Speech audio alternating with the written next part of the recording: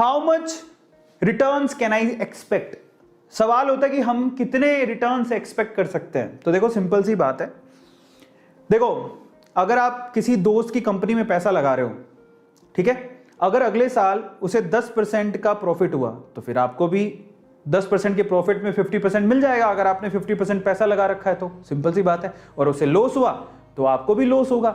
तो प्रॉफिट और loss depend करता है बेसिकली कि वो कैसा परफॉर्म कर रहे हैं ईयर बाय ईयर, ठीक है। कई लोगों को भयंकर, अगर आप देखोगे 2020 में कुछ ऐसे शेयर थे जो 2021 में आते आते डबल रेट के हो गए, तो उनको बहुत प्रॉफिट हो गया।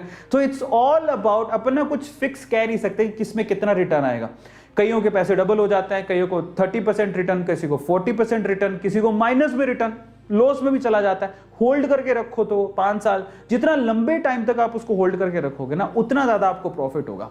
तो एक प्रॉफिट और लॉस की कहानी ना फिक्स नहीं होती, रिटर्न कितना मिल जाएगा। लेकिन हाँ, एक मैं आपको सिंपल सी चीज बताता हूं, कोई फिक्स नहीं है इसका, लेकिन आप एक काम कर सकते हो जो आपको करना चाहिए, ठीक है। रिटर्न्स कंप्लीटली डिपेंड करता है कंपनी की परफॉर्मेंस कैसी है, लेकिन एक चीज आप कर सकते हो, वो क्या, बहुत आप कभी भी आपके पास अगर पैसा है तो किसी एक कंपनी में मत लगाओ, आप अपने पोर्टफोलियो को डाइवर्सिफाई करो। हमेशा याद रखो, एक से ज्यादा कंपनीज में पैसा लगाओ, 5 कंपनी, 6 कंपनीज, 10 कंपनीज में आपका पैसा लगा होना चाहिए। होगा क्या, मान लो आपने ना ये कितनी कंपनीज है, 1 2 3 4 5 कंपनी में अपना पैसा लगा रखा, 10,000 रुपए थे, आपने हर एक कंपनी में कितने लगा दी, 2-2 हजार रुपए। आपने 2000 इस कंपनी में लगाए, 2000 इस कंपनी में लगाए, 2000 इस कंपनी में, 2000 इस कंपनी में, 2000 इस कंपनी में। हुआ क्या, आपका जो रिस्क फैक्टर थोड़ा कम हो गया। क्यों, मान लो इस कंपनी ने लॉस दिया बट इस कंपनी ने तो प्रॉफिट दिया, इसने भी प्रॉफिट दिया, इसने भी प्रॉफिट दिया, इसने लॉस दिया।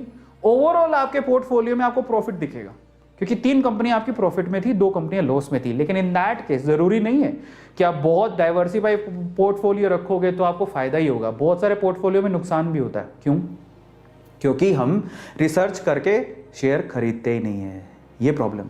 तो अगर आप शेयर करके अच्छे फंडामेंटल शेयर्स खरीदते हो, जिनकी फंडामेंटल स्ट्रॉन्ग है, अच्छे शेयर्स हैं, तो डेफिनेटली आपको प्रॉफिट होगा, 100% प्रॉफिट होगा। मैं अपने पोर्टफोलियो की बात बता देता हूँ। मेरा पोर्टफोलियो बहुत ज़्यादा डाइवर्सिफाई है, जिसमें मुश्किल से 20% शेयर्स में मुझे लॉस हो रहा है, 80% शेयर्स मेरे प्रॉफिट में चल रहे हैं। तो मेरा ओवरऑल पोर्टफोलियो प्रॉफिट में है।